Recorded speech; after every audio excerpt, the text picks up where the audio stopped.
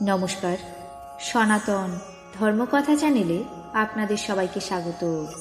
আজ দেহের ধরন বা প্রকারভেদ নিয়ে আলোচনা করব। দেহতত্ত্বের তৃতীয় পর্বে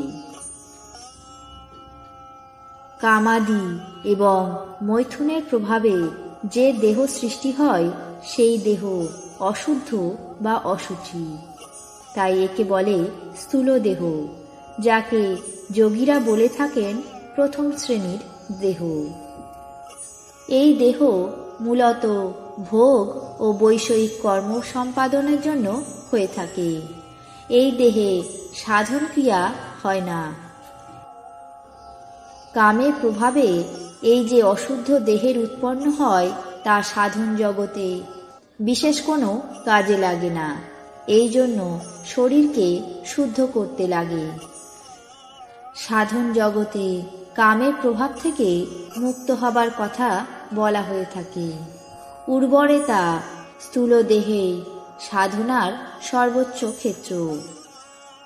অশুদ্ধ দেহে সাধনা হয় না। আবার উর্বরেতা জীবের অর্থাৎ ঋষিমুনির সংকল্প প্রভাবে কামাদির অধোগতির ফলে যে দেহ সৃষ্টি হয় তা দ্বিতীয় শ্রেণীর স্থূল দেহ। এই দেহ কিছুটা বিশুদ্ধ হলেও মলিন, কেননা এখানেও মৈথুন ক্রিয়া হয়ে থাকে। অর্থাৎ সাধারণ জীবের কামনাজনিত মৈথুনে যে শরীর হয় তাকে অশুদ্ধ দেহ বলে।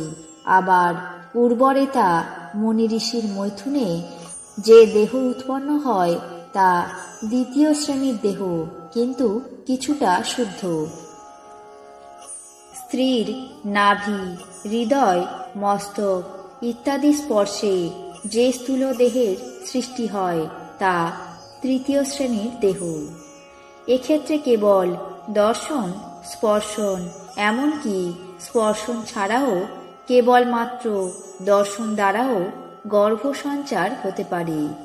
এই দেহ তৃতীয় শ্রেণীর স্থূল দেহ। অর্থাৎ মৈথুন বিনা কেবল দর্শনে বা স্পর্শে যে দেহ সৃষ্টি হয় তাকে তৃতীয় শ্রেণীর দেহ বলা হয়। আর সমষ্টি মনের ইচ্ছাশক্তির প্রভাবে যে দেহের জন্ম হয় তাকে বলা হয় চতুর্থ শ্রেণীর দেহ, যা অতি শুদ্ধ দেহ। প্রথম, তৃতীয় ও চতুর্থ স্থূল দেহ মৈথুনের কারণে উৎপন্ন না হবার ফলে এই দেহ কিছুটা শুদ্ধ হয়, যদিও তৃতীয় ও চতুর্থ শ্রেণীর দেহ অধিক শুদ্ধ হয়। পঞ্চম শ্রেণীর দেহ। পঞ্চম শ্রেণীর দেহে গর্ভ সঞ্চারের জন্য স্ত্রী দেহ অথবা গর্ভস্থানের আবশ্যক হয় না। সেই দেহ আরও অধিক পবিত্র। তবে সেখানে সূক্ষ্ম যোনির সহায়তা দরকার। যোনিপীঠ সহ শিবলিঙ্গের প্রচলন করা হয়েছে এই কারণে। অর্থাৎ যোনি ভিন্ন শুধুমাত্র লিঙ্গ জ্যোতিকে সৃষ্টি করতে পারে না। তবে যোনিরও প্রকারভেদ আছে। স্থূল যোনি যেমন পিতা মাতার অনুরূপ দেহ সৃষ্টি করে, তেমনি সূক্ষ্ম যোনি থেকে জাত দেহ স্রষ্টার মনের মতো দেহ সৃষ্টি করতে পারে।